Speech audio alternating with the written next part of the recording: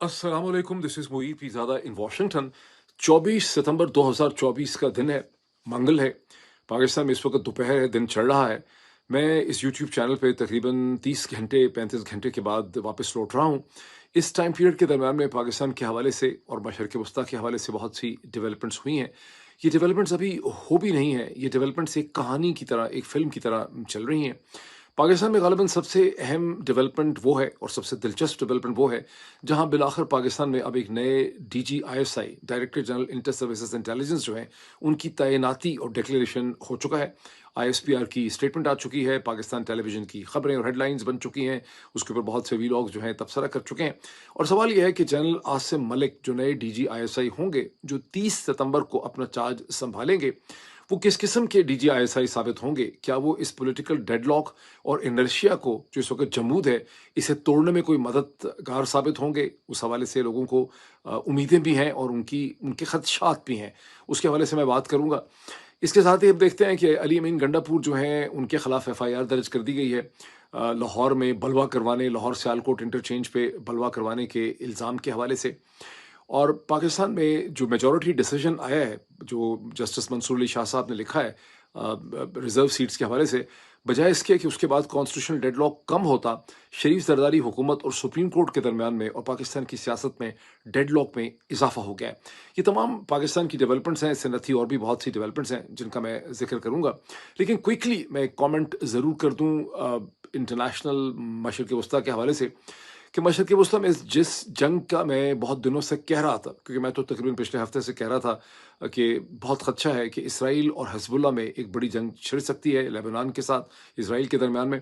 उस जंग का एक बाकायदा तौर पे आगाज़ तो हो चुका है और गुज़श्ता 24 घंटों में इसराइल ने सदर्न लेबनान के ऊपर ताबड़तोड़ फ़ज़ाई हमले किए हैं, जिसमें अब तक कम से कम 500 से 1000 के दरमियान लोग जाँ बहक हुए हैं और तकरीबन 2000 से ज़्यादा लोग ज़ख्मी हैं।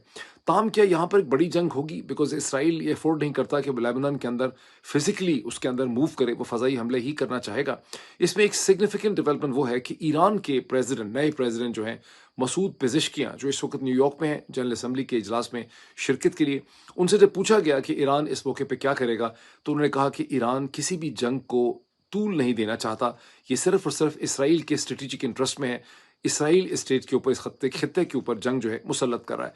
इसके बाद से अमेरिकन मीडिया को बड़ी उम्मीद है कि चूँकि ईरान हिज़्बुल्लाह को एनकरेज नहीं करेगा कि वो जवाबी कार्रवाई करे, हिज़्बुल्लाह रिस्ट्रेन करेगा। उधर इसराइल के जो प्राइम मिनिस्टर हैं जनाब बीबी नेतन्याहू, उनका कहना ये है कि हमने ये फ़ैसला कर लिया है कि हम नॉर्दर्न कॉरिडोर में, यानी लेबनान की तरफ, हम अपनी स्ट्रैटेजिक पोज़ीशन जो है उसे स्ट्रेंथन करेंगे और इम्प्रूव करेंगे। बुनियादी तौर पे जो स्टेटेड गोल है इसराइल का इस स्टेज पे ये है कि हिज़्बुल्लाह जो लगातार रॉकेट अटैक करता है इसराइल के बॉर्डर एरियाज़ में, जिसके नतीजे में हज़ारों इसराइलियों को अंदरून इसराइल पनाह लेनी पड़ती है। इसराइल है भी बहुत छोटा-सा, लेबनान इसराइल से भी छोटा है साइज़ में, तो जो पनाह लेनी पड़ती है वो प्रोसेस ख़त्म हो सके और वो लोग अपने घरों को वापस जा सकें। ये एक ऐसी डेवलपमेंट है जिसके ऊपर मैं कोशिश करूँगा कि एक अगले किसी वीलॉग के अंदर बहुत डिटेल इसके ऊपर मैं तबसरा करूँ। अभी पाकिस्तानी डेवलपमेंट्स पे चलने से पहले मैं आपसे रिक्वेस्ट करूँगा कि अगर अभी तक आपने इस चैनल को सब्सक्राइब नहीं किया, इस चैनल को सब्सक्राइब करें, बेल आइकन पे क्लिक करें ताकि आपको नोटिफिकेशंस मिल सकें। अगर आपको वीडियोस पसंद आती हैं तो उनको लाइक करें। मुझे किसी ने बताया कि लाइक का बटन बंद है, वैसे तो मैं देखा है कि बहुत से लाइक्स होते हैं। वीडियोस को शेयर भी करें और ज़्यादा देर तक देखें, क्योंकि इससे चौधरी निज़ामुद्दीन का जो हिसार और हल्का उन्होंने बनाया हुआ है कंट्रोल करने का, उसे तोड़ने में मदद मिलती है। अब चलते हैं सीधा पाकिस्तान के नए DG ISI, director general inter services intelligence की तरफ। जैसा कि आप सब जानते हैं कि जनरल आसिम मलिक साहब को इस ओहदे के लिए डेजिग्नेट कर दिया गया है। 30 सितंबर 2024 को वो अपना चार्ज संभालेंगे। पहले 10-15 दिन, तकरीबन 15 दिन उनकी ब्रीफिंग के बाद होंगे और यूँ आप समझ सकते हैं कि वो एक्टिवली तौर पर डीजीआईएसआई होंगे कहीं 15 अक्टूबर के बाद से, और फिर उनकी पॉलिसी जो है फिर लोगों के सामने आएगी। अब डीजीआईएसआई की जो चॉइस है जनरल आसिम मलिक साहब की, इसने खासा लोगों को सरप्राइज़ किया। यूँ जनरल आसिम मुनीर, क्योंकि हम यही समझ सकते हैं कि army chief general Asim Munir ने ही इनकी सिलेक्शन की है। यहाँ तो कोई और इस वक्त सिलेक्शन करने वाला नज़र आता ही नहीं इस फील्ड के अंदर। तो जो सिलेक्शन उन्होंने की है, लोग बहुत हद तक तवक्को करते थे कि जनरल आसिम मुनीर जो हैं, आर्मी चीफ जो हैं, वो ऑफिसर ट्रेनिंग सर्विस के कोई लेफ्टिनेंट जनरल को लेकर आएंगे और उसमें लोगों की बहुत हद तक निगाहें जो हैं वो जनरल इम्तियाज़ की तरफ थी, जो रावलपिंडी कोर्ट 10 कोर के को कमांडर हैं, या फिर लाहौर के कोर कमांडर भी बताया जाता है कि officer training services OTS group के हैं, ओटीएस सर्विस के हैं, तो शायद उनको लेकर आया जाएगा, क्योंकि वो ओटीएस के लिए उनका एक उन्स है, उनकी एक अफेक्शन जो है वो पाई जाती है, ज़्यादा उनके ऊपर वो ट्रस्ट करते हैं। लेकिन उन्होंने एक पीएमए के जनरल साहब को उन्होंने सेलेक्ट किया, जो एडजुटेंट जनरल थे, इतने प्रोमिनेंट नहीं थे, किसी की नज़रों में नहीं थे, कोई उनके हवाले से कंट्रोवर्सी नहीं है। अब जनरल आसिम मलिक की जो अपॉइंटमेंट है, इसके हवाले से दो किस्म की ओपिनियंस पाई जाती हैं। एक बड़ी पॉजिटिव ओपिनियन है, जो पॉजिटिव स्कूल ऑफ थॉट है, वो समझता है कि जनरल आसिम मलिक जो है वो पॉलिटिकल इनर्शिया और डेडलॉक को तोड़ सकते हैं। ये चॉइस शायद जनरल आसिम मुनीर ने की ही इसलिए है कि वो चाहते हैं कि एक तब्दीली आए, एक नया मैसेज जो है यहाँ पे आए, जो पॉजिटिव स्कूल ऑफ थॉट है। और दूसरी तरफ से एक ऐसा स्कूल ऑफ थॉट है जिसको आप सिनिकल भी कह सकते हैं, उसको आप एक रियलिस्टिक स्कूल ऑफ थॉट भी कह सकते हैं। ये ज़्यादातर फौज का अपना है, जो समझते हैं कि शायद कोई तब्दीली नहीं आएगी। दोनों ग्रुप्स की अपनी अपनी वजूहात हैं, और दोनों ग्रुप्स की जो वजूहात हैं वो मैं आपके सामने रख देता हूँ। पहला जो पॉजिटिव स्कूल ऑफ थॉट है, जो समझता है कि जिसको बहुत उम्मीदें हैं और तवक्कुआत हैं, जो समझता है कि जनरल आसिम मलिक बहुत बड़ी तब्दीली पैदा करेंगे, वो इस चीज़ को नोट करते हैं, जो कि आईएसपीआर ने अपनी स्टेटमेंट में भी बताया, प्रेस रिलीज में बताया, कि कैसे जनरल आसिम मलिक जो हैं वो एक बहुत ही ब्रिलियंट कैडेट और एक स्टूडेंट थे, कैडेट थे, यंग ऑफिसर थे। और जब उन्होंने पाकिस्तान मिलिट्री एकेडमी काकूल से उन्होंने ग्रेजुएट किया वहाँ से, तो उस वक्त उन्होंने स्वॉर्ड ऑफ ऑनर वहाँ पे जीती। उसके बाद पाकिस्तान की जो प्रेस्टिजियस कोयटा में staff command and staff college है कोयटा, वहाँ पर वो इंस्ट्रक्टर थे। जहन में रखिए कि जो लोग इंस्ट्रक्टर होते हैं वो कई दफ़ा, बहुत से इंस्ट्रक्टर जो है, बहुत से आर्मी चीफ जो हैं, बल्कि तकरीबन सारे ही आर्मी चीफ जो हैं, जनरल मुशर्रफ समेत जनरल कयानी, वो सब इंस्ट्रक्टर रहे हैं Quetta staff and command college में, कमांड एंड स्टाफ कॉलेज में। और कमांड एंड स्टाफ कॉलेज जो है, इस लिहाज से ये बड़ी प्रेस्टिजियस पोजीशन होती है इंस्ट्रक्टर होना। तो जनरल आसिम मलिक जो है ये इंस्ट्रक्टर भी रहे हैं। उसके बाद पाकिस्तान का जो प्रेस्टिजियस है, जहाँ कर्नल टू ब्रिगेडियर ट्रेनिंग होती है, नेशनल डिफेंस यूनिवर्सिटी, वहाँ पे भी वो चीफ इंस्ट्रक्टर रहे हैं। इसके अलावा ना सिर्फ ये उनकी अचीवमेंट्स हैं उनके सीवी के ऊपर एज एन ऑफिसर, बल्कि फिर उनकी ये अचीवमेंट्स भी हैं कि वो बरतानिया में, ब्रिटेन में, उन्होंने जो royal defence college of defence studies है, royal college of defence studies गालिबन उसका नाम है, वहाँ से उन्होंने ग्रेजुएट किया, या वहाँ से उन्होंने एजुकेशन हासिल की। अमेरिका में यूएस आर्मी का फोर्ट लीवनवर्थ जो इंस्टीट्यूशन है, उसके साथ भी वो वाबस्ता रहे। तो यूँ उनका एक इंटरनेशनल एक्सपोजर भी है। इंटरनेशनल एक्सपोजर के बाद फिर ये बताया जाता है, जो पॉजिटिव स्कूल ऑफ थॉट है वो देखता है कि वो बलूचिस्तान में उन्होंने एक इन्फेंट्री डिवीज़न को कमांड किया। उसके अलावा खैबर पख्तूनख्वा फाटा में उन्होंने एक इन्फेंट्री ब्रिगेड को उन्होंने कमांड किया। अखबारों में वैसे ये लिखा गया है कि यूँ उन्होंने बहुत इंपॉर्टेंट पाकिस्तान की जो डिफेंस पोजीशंस हैं, डिफेंस लाइंस, उस पर उन्होंने सर्व किया। ये वैसे थोड़ी सी सितम ज़रीफ़ी है बेचारे पाकिस्तान के साथ, बिकॉज किसी ज़माने में हमारा जो कॉम्बैट एक्सपीरियंस हुआ करता था वो कश्मीर के हवाले से था या बॉर्डर्स के बाहर होता था।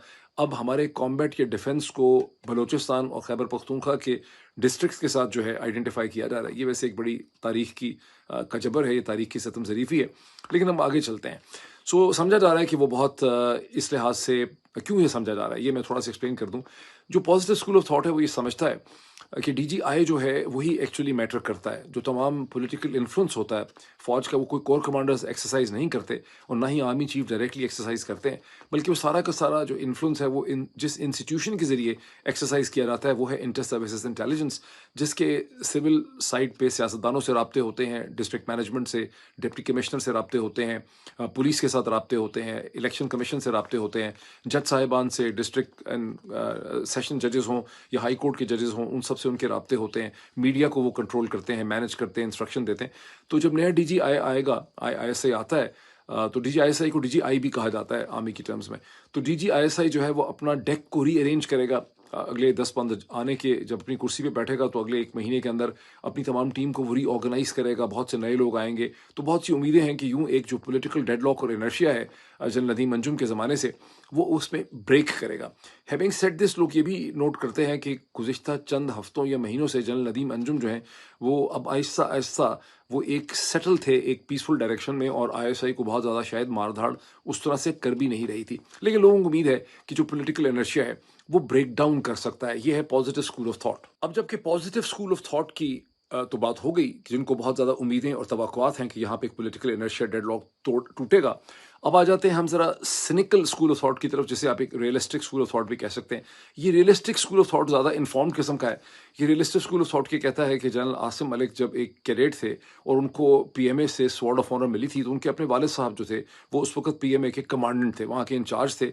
और जो सिलेक्शन होती है स्वॉर्ड ऑफ ऑनर की, वो 2 ढाई 3 दिन पहले ही होती है।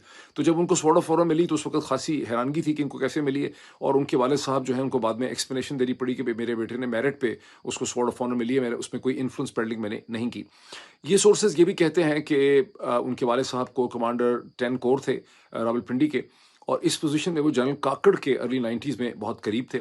और जब जनरल काकड़ ने काकड़ फार्मूला अप्लाई किया और नवाज शरीफ को और उस वक्त के जो प्रेसिडेंट थे गुलाम इसाक खान, उनको घर भेजा जब कॉन्फ्रंटेशन थी, तो जनरल आसिम मलिक के वालिद साहब जो हैं वो उस वक्त जनरल वहीद काकड़ जो आर्मी चीफ थे उनके साथ सोटी हिलाते हुए गए थे, उनके बहुत करीब थे। फिर सियाचिन का एक मसनूई किस्म का कोई क्राइसिस था, जिसके नतीजे में जनरल साहब जो हैं उनको एक्सटेंशन भी मिली। जब वो 1994 में रिटायर हो रहे थे तो 1 साल की उस ज़माने में भी उनको एक्सटेंशन मिली उसी पोजीशन के अंदर एज कमांडर 10 कोर, और फिर उन्होंने 1 साल 95 तक उन्होंने कंटिन्यू किया। ये जो सिनिकल स्कूल ऑफ थॉट है, जो मायूसकुन स्कूल ऑफ थॉट है, वो ये कहता है कि जनरल आसिम मलिक की भी रिटायरमेंट अगले साल 2025 के सितंबर अक्टूबर में ड्यू है, अक्टूबर 2025 में। इसका मतलब है कि उनके पास 3 साल नहीं है, जिस तरह से अक्सर DGISI के पास होते हैं। तो वो अपनी एक्सटेंशन चाहेंगे, और एक्सटेंशन के लिए वो जनरल आसिम मुनीर साहब की तरफ देख रहे होंगे। इन अदर वर्ड्स, वो एक वुलनरेबल होंगे और जनरल आसिम मुनीर जो चाहेंगे वो उनसे करवा सकेंगे। लेकिन general Asim Munir according to cynical school of thought उनसे क्या करवाना चाहेंगे? सिनिकल स्कूल ऑफ थॉट ये कहता है कि एज एडजुटेंट जनरल की हैसियत से जनरल आसिम मलिक गुज़िश्ता कई महीनों से 3 बड़े इश्यूज़ के ऊपर काम कर रहे हैं। पहला इशू ये है the trial of civilians by the military courts, जिसका मई 9 2023 के साथ ताल्लुक है। ये फाइल उनके पास है। दूसरा है जनरल फैज़ हमीद साहब का जो ट्रायल और उनकी गिरफ्तारी, और उसके अंदर उनको जो मई 9 में इम्प्लीकेट किया जा रहा है, वो भी एडजुटेंट जनरल हैंडल कर रहे थे। और तीसरी चीज़ है कि जो सारा कॉन्स्टिट्यूशनल पैकेज है और इसके अंदर जो कॉन्स्टिट्यूशनल कोर्ट बनानी है, ये भी एडजुटेंट जनरल की हैसियत से जनरल आसिम मलिक जो है वो डील कर रहे थे। अब मैंने दोनों पॉइंट्स ऑफ व्यू आपके सामने रख दिए हैं। अब ज़ाहिर है हमें एक अंडरस्टैंडिंग की हमारी है इस वक्त कि जनरल आसिम 30 सितंबर को चार्ज तो संभालेंगे, उसके बाद उनको तकरीबन 15 दिन की ब्रीफिंग जो है वो जनरल नदीम अंजुम देंगे, उनकी टीम देगी तमाम मामलात के हवाले से। और फिर उनका एक्चुअल जो दौरे हुकूमत है, जो दौरे इक़्तिदार है, वो कहीं शुरू होगा 15 अक्टूबर 2024 के करीब। तो 15 अक्टूबर 2024 से 15 नवंबर 2024 के दरमियान में उनका जो real impact and sense of direction है वो हमारे सामने आएगी। अल्लाह करे कि जो पॉजिटिव स्कूल ऑफ थॉट है, जिसको उम्मीदें हैं कि पॉलिटिकल इनर्शिया जमूद टूटेगा, यहाँ कोई पॉजिटिव चेंज आएगी, ये जनरल आसिम मुनीर के पास एक मौका है सूरत हाल को बेहतर करने का। अल्लाह करे कि वो कामयाब हो, वो सही साबित हो, और जो सिनिकल स्कूल ऑफ थॉट है ये नाकाम हो जाए। अब हम चलते हैं कॉन्स्टिट्यूशनल डेडलॉक की तरफ। इससे पहले कि हम उस कॉन्स्टिट्यूशनल डायलॉग की तरफ चलें जो मेजॉरिटी डिसीजन डिटेल जजमेंट आने के बाद बढ़ गया है बजाय कम होने के, मैं 2 कमेंट्स क्विकली करना चाहता हूँ। एक तो यह है कि बाज़ टेलीविज़न एंकर ये कहते हुए पाए गए हैं कि अगर जनरल आसिम मुनीर को इमरान खान और पाकिस्तान तहरीक इंसाफ एक्सटेंशन दें, जैसा कि नवाज शरीफ साहब ने दे दी थी जनाब जनरल बाजवा साहब को, तो हालात उनके लिए ठीक हो सकते हैं। तो ये ऐन मुमकिन है कि जो नए DG आए हैं जनरल आसिम मलिक साहब, उनकी असाइनमेंट्स में एक असाइनमेंट ये भी शामिल हो सकती है कि वो ऐसे हालात पैदा करें इमरान खान और PTI के साथ कि जनरल आसिम मुनीर की एक्सटेंशन के असबाब जो हैं वो पैदा किए जाएं। बिकॉज जनरल आसिम मुनीर को भी एक्सटेंशन चाहिए अगले साल, और जनरल आसिम मलिक को भी एक्सटेंशन चाहिए होगी अगले साल। ये एक इंटरेस्टिंग कॉम्बिनेशन है, संगम है बहुत इंटरेस्टिंग। क्योंकि अब आपको पता है कि इस वक्त तमाम पाकिस्तान के यानी पहले फौजी अफसरान थे, आहिस्ता आहिस्ता जजेस को, सिविल जो अफसरान हैं, सभी लोगों को पाकिस्तान में एक्सटेंशन चाहिए। एक ऐसे मुल्क में जहाँ पर तकरीबन 65 से 70% की जो आबादी है उसकी उम्र 35 और 40 बरस से कम है, उस मुल्क में जो बुजुर्ग लोग हैं वो यहाँ पे नौकरियाँ छोड़ना ही नहीं चाहते। वो चाहते हैं कि वो मरते दम तक, जब तक कब्र में उन्होंने पाँव लटकाए हुए हैं, वो अपनी जॉब्स पे बैठे रहें। बेचारे फेडरल सेक्रेटरी ही इस मामले में पीछे रह गए। दूसरा पॉइंट ये है कि जो कॉन्स्टिट्यूशनल डेडलॉक है जिसके ऊपर मैं कमेंट करने वाला हूँ, इसमें मौलाना फजल रहमान क्या रोल प्ले करेंगे। बिकॉज मौलाना फजल रहमान की गुज़िश्ता 24-36 घंटों की जो बड़ी श्रिल किस्म की रेट्रिक है उनकी कराची से और तमाम चीज़ों से, जिसमें वो ये कहते हुए पाए जा रहे हैं कि वो तहरीक इंसाफ के साथ खड़े हैं, उसकी बुनियादी वजह लोग ये समझ रहे हैं, जैसे कि मैंने अपने वीलॉग्स में जिक्र किया, कि मौलाना की नज़र जो है वो ट्राइबल बेल्ट के ऊपर है। वो लकी मरबत जो उनका इलाका है, डेरा इस्माइल खान, बन्नू, वहाँ की सूरत हाल को देख रहे हैं। आपको पता है कि लकी मरबत से پاکستان فوج جو ہے اس نے وڈرا کیا، اپنی پوسٹ وغیرہ کو وڈرا کر لیا. لیکن بنو میں جہاں 3 یا 4 دن پہلے وہاں کے جو گیریزن آفیسر کمانڈر ہیں جنرل بھٹی، میجر جنرل بھٹی جو 9th ڈویژن ہے، انہوں نے جو جرگہ میٹنگ کی وہاں پہ کوشش یہی ہے کہ وہ لوگ وہاں پہ بیٹھ سکیں اور وہ جرگہ یا لوکل عمائدین کی مدد سے ایک صورتحال کو امپروو کر سکیں. ذہن میں رکھیے کہ پشتون تحفظ موومنٹ پی ٹی ایم نے اپنا ایک ڈیڈ لائن دے رکھی ہے 11 اکتوبر کی، اور بہت سے ڈسٹرکٹ سے جس میں بنو بھی ہے وہاں سے یہ کہا گیا ہے کہ وہ یہ کہتے ہیں، ان کی یہ ڈیمانڈ ہے کہ پاکستان کی فوج بیسکلی طور پہ وہاں سے وڈرا کرے اور وہاں کی لا اینڈ آرڈر جو ہے پولیس کے پاس ہو. یہ وہ ساری صورتحال ہے جس پہ مولانا فضل الرحمان کی بڑی گہری نگاہ ہے. اب ہم چلتے ہیں اس کانسٹیٹیوشنل ڈائلاگ کی طرف جو غیر متوقع طور پہ بڑھ گیا ہے میجورٹی ڈیٹیل ججمنٹ آنے کے بعد، بجائے اس کے کہ کم ہوتا. شریف زرداری حکومت اور سپریم کورٹ آف پاکستان کے درمیان میں جو اس وقت ڈیڈ لاک ہے، اس ڈیڈ لاک کو سمجھنے کے لیے پہلے یہ ضروری ہے کہ جو ڈیٹیلڈ ججمنٹ آئی ہے 8 سپریم کورٹ کی چیف جسٹسز کی، جسے تحریر کیا ہے سینئر پیونی جج جناب منصور علی شاہ صاحب نے، وہ ججمنٹ کہتی کیا ہے. یہ 70 پیج کی ججمنٹ ہے، 8 ججز کی ججمنٹ ہے. پورا جو بینچ تھا وہ 13 جج صاحبان کا تھا، 5 نے اس میں ڈسینٹ کیا یا ان کا اپوزنگ ویو تھا، مائنورٹی تھی. تو یہ جو 8 ججز کی میجورٹی ڈیسیجن کو منصور علی شاہ صاحب نے تحریر کیا، ظاہر یہ 70 پیج کا ڈیسیجن ہے تو اس کے بہت سے پہلو ہیں، بہت سے آسپیکٹس ہیں. لیکن اس کا one of the most important fundamental کی پہلو یہ ہے کہ یہ ججمنٹ یہ کہتی ہے کہ as per the constitution of Pakistan, آئین پاکستان کی روح سے سپریم کورٹ آف پاکستان کو مکمل انصاف کرنا ہے، کمپلیٹ جسٹس کرنا ہے. سپریم کورٹ ٹیکنیکلٹیز اور پروسیجرز کے اندر الجھ کے نہیں رہ سکتی، اس کو ایک براڈر ہولسٹک بڑی پکچر کو دیکھنا ہے. اور جو سپریم کورٹ الیکشن 2024 کی بڑی پکچر کو دیکھتی ہے، اسے کسی ایک سیاسی جماعت سے انٹرسٹ نہیں ہے، اسے پاکستان کے الیکٹوریٹ اور لوگوں کے حق کے رائے دہی سے اور ان کے حق ووٹ جو انہوں نے اپنا ایکسرسائز کیا ہے اس سے انٹرسٹ ہے. اور اس کے نتیجے میں وہ دیکھتے ہیں کہ پاکستان تحریک انصاف ایک اکائی ہے، ایک سیاسی جماعت ہے جس نے یہ ووٹ حاصل کیے ہیں، اور یہ جو سیٹیں ہیں 39 اور 41 یہ اسی کی بنتی ہیں، اور یہ اس کو یہ سیٹیں جو ہیں یہ ملنی چاہیے. یہ ججمنٹ یہ بھی کہتی ہے کہ انہوں نے بہت حیرانگی سے اور مایوسی سے یہ دیکھا کہ اس پورے کیس میں الیکشن کمیشن آف پاکستان نے جو اپنے آپ کو پریزنٹ کیا ہے، وہ الیکشن کمیشن یہ ایک آئینی باڈی کی حیثیت سے پریزنٹ نہیں کیا، بلکہ ایسا لگتا ہے الیکشن کمیشن کی کارروائی دیکھ کے، اس کی جدوجہد دیکھ کے، کہ الیکشن کمیشن ایک اس میں انٹرسٹڈ پولیٹیکل پارٹی ہے، وہ ایک حریف کے طور پہ اس پورے کیس میں پریزنٹ ہوا ہے، جس پہ سپریم کورٹ کے اس ججمنٹ کو بہت زیادہ حیرانگی ہے. پھر سپریم کورٹ کی ججمنٹ یہ بھی کہتی ہے کہ الیکشن کمیشن آف پاکستان کا جو رول ہوتا ہے کہ الیکشن کے اندر، وہ بنیادی طور پہ اس الیکشن کو ایڈمنسٹر کرنے کا، اس الیکشن کو مینج کرنے کا، الیکشن کو کرانے کا ہوتا ہے، نہ اس کے کہ الیکشن کمیشن اس کے اوپر ایک کواسائی جوڈیشل باڈی بن کے بیٹھ جائے. یہ ججمنٹ ان 2 سپریم کورٹ کے اپنے جو مائنورٹی ججمنٹ کے جج صاحبان ہیں ان کو بھی سخت کرٹیسائز کرتی ہے، جنہوں نے جولائی کے اندر، مجھے یاد پڑتا ہے جولائی اگست کے مہینے میں انہوں نے اپنا ایک الگ سے ججمنٹ نکالی تھی، جس میں انہوں نے حکومت کے اداروں کو یہ کہا تھا کہ وہ میجورٹی کے ڈیسیجن سے ایگری نہیں کرتے، میجورٹی کے ڈیسیجن نے غلط فیصلہ کر دیا، آئین کو ری انٹرپریٹ کر دیا یا چینج ہی کر دیا، اور سپریم کورٹ کی میجورٹی ججمنٹ جو ہے 12 جولائی 2024 کی، اس پہ ریاست کے اداروں کو یا حکومت کے اداروں کو امپلیمنٹ کرنا ہی نہیں چاہیے. یہ ایک ایسی چیز ہے جس کو باقاعدہ بہت تفصیل سے میجورٹی ججمنٹ نے اسے کرٹیسائز کیا ہے اور کنڈم کیا ہے. اب سوال یہ پیدا ہوتا ہے کہ شریف زرداری حکومت کا ریسپانس کیا ہے؟ شریف زرداری حکومت نے سپریم کورٹ کے ڈیٹیل ججمنٹ کو ماننے سے صاف انکار کر دیا ہے. یہاں سے کانسٹیٹیوشنل ڈائلاگ شروع ہوتا ہے، ڈیڈ لاک شروع ہوتا ہے. اب شریف زرداری حکومت کا موقف یہ ہے کہ ہم تو سپریم کورٹ کے میجورٹی ڈیسیجن کو مانتے ہی نہیں ہیں، یہ ہمیں ایکسیپٹیبل ہی نہیں ہے. ہمیں ایکسیپٹیبل اس لیے نہیں ہے کہ ہمیں تو یہ پتہ ہے کہ پارلیمنٹ سپریم ہوتی ہے اور پارلیمنٹ نیا قانون بنا چکی ہے. سپریم کورٹ نے جو فیصلہ کیا ہے یہ تو پرانے قانون کے اعتبار سے کیا ہے، سپریم کورٹ کو پتہ ہی نہیں تھا، اور ہم نے تو 7 اگست 2024 کو الیکشن ایکٹ 2017 کو ہم نے ایمنڈ کر دیا اپنی ضرورت کے اعتبار سے. یہاں پہ باقی سب چیزیں تو خیر ہیں ہی اس کی عجیب و غریب، لیکن ایک چیز کو ذہن میں رکھیے اور اس کو رکھنا ضروری ہے، ویسے آپ لوگ سمجھدار ہیں، اس بات سے واقف ہی ہیں کہ سپریم کورٹ اور عدالتوں کے سامنے جو مسائل ہیں اور یہ جو میجورٹی ڈیسیجن ہے، یہ اس الیکشن 2024 کے حوالے سے ہی ہے. وہ فلاڈ الیکشن اور چوری شدہ الیکشن جسے سپریم کورٹ آف پاکستان ٹھیک کرنا چاہ رہی ہے، اور سپریم کورٹ آف پاکستان کو کیا راستہ روک رہی ہے یہ پارلیمنٹ جو اس الیکشن کے نتیجے میں آئی ہے، جو کہہ رہی ہے کہ ہم نے اب نیا قانون بنا دے. یعنی یہ پارلیمنٹ پیدائش ہے اس الیکشن کی جس الیکشن کی اسکروٹنی ہو رہی ہے، لیکن یہ کہہ رہے ہیں کہ ہم نے قانون بنا دیا ہے تاکہ اس الیکشن کی اسکروٹنی جو ہے وہ نہ ہو سکے. اور اب لا منسٹر اعظم نذیر تارڑ صاحب نے اس حوالے سے ایک پریس کانفرنس کی جس میں انہوں نے کہا کہ سپریم کورٹ سے غلطی ہو گئی ہے, تھوڑا سا مسئلہ ضرور پیدا ہو گیا ہے میجورٹی ڈیٹیل ججمنٹ آنے کے بعد, لیکن ہم یہ جو ابہام پیدا ہوا ہے ہم اس کے خلاف ایک اپیل کریں گے سپریم کورٹ میں, اور یوں یہ ابہام جو ہے وہ ختم ہو جائے گا. یہ اپیل کس نیچر پہ کرنا چاہ رہے ہیں یہ میں ابھی تھوڑا آپ کو ایکسپلین کرتا ہوں. اس سے پہلے تھوڑا سا یہ دیکھ لیں کہ الیکشن کمیشن آف پاکستان نے کیا کیا سپریم کورٹ کی ڈیٹیل ججمنٹ آنے کے بعد.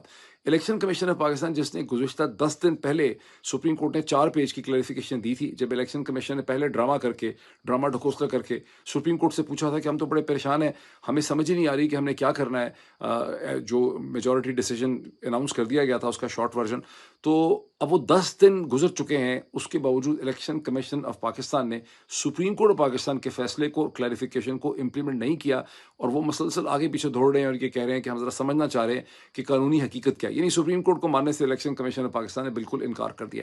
اب چونکہ ڈیٹیل ججمنٹ آ گئی ہے 70 پیج کی, تو اب اس وقت جب میں بول رہا ہوں اس وقت الیکشن کمیشن آف پاکستان نے اپنی ایک میٹنگ جو ہے وہ کال کی ہوئی ہے, اور اگلے چند گھنٹوں میں ہمیں اس کا نتیجہ پتہ چلے گا کہ وہ کہہ رہے ہیں کہ ہم لیگل ایکسپرٹ کے ساتھ صلاح مشورہ کر رہے ہیں کہ ہم نے کیا کرنا ہے, ہم نے سپریم کورٹ کو ماننا ہے یا ہم نے سپریم کورٹ کو نہیں ماننا ہے. اب آئیں اس اپیل کی طرف جس کا ذکر کرتے ہیں لا منسٹر جناب اعظم نذیر تارڑ صاحب. وہ یہ کہتے ہیں کہ ابہام ہے, ہم اپیل کریں گے. اپیل کہاں کریں گے؟ سپریم کورٹ کے سامنے کریں گے.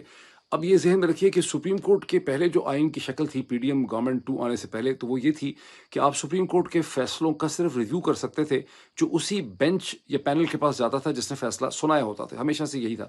اب اس میں ترمیم کر دی گئی ہے قاضی فائز عیسیٰ صاحب کے آنے کے بعد, اور اب وہاں پہ ایک رائٹ آف اپیل پیدا کر دیا گیا ہے ڈیسیجن. اب وہ رائٹ آف اپیل کے نتیجے میں اس کیس میں جو مجھے سمجھ آتی ہے کہ وہ کہہ رہے ہیں کہ جو بینچ بنے گا, اور بینچ بنانے میں آپ نے دیکھا کہ ایک پریزیڈینشیل آرڈیننس کے ذریعے جو پریکٹس اینڈ پروسیجر ایکٹ ہے اس میں امینڈمنٹ کر دی گئی. جب اس میں امینڈمنٹ کر دی گئی تو قاضی فائز عیسیٰ صاحب کو یہ حق ادھیکار دے دیا گیا کہ وہ اپنی مرضی کا تیسرا جج لا سکتے ہیں. اس سے پہلے جو کمیٹی تھی جو بینچز بناتی تھی اس میں چیف جسٹس کے علاوہ سینئر پیونی جج یعنی جو سیکنڈ سینئر موسٹ جج تھے, اس کے بعد پھر جو تھرڈ سینئر موسٹ جج تھے after the chief justice second وہ ہوتے تھے, اور اس میں منصور علی شاہ صاحب تھے اور منیب اختر تھے. جیسے ہی پریکٹس اینڈ پروسیجر ایکٹ کا ایک امینڈڈ آرڈیننس پریزیڈنٹ زرداری نے ایشو کیا, قاضی فائز عیسیٰ صاحب تیار بیٹھے تھے. انہوں نے 3 گھنٹے کے اندر اندر وہاں سے منیب اختر صاحب کو نکالا اور امین الدین خان صاحب کو وہ اس کمیٹی کے اندر لے آئے, اور اب یہ دونوں مل کے بینچز بنانے کا پلان کرتے ہیں. لیکن دوسری طرف سے کیا ہوا؟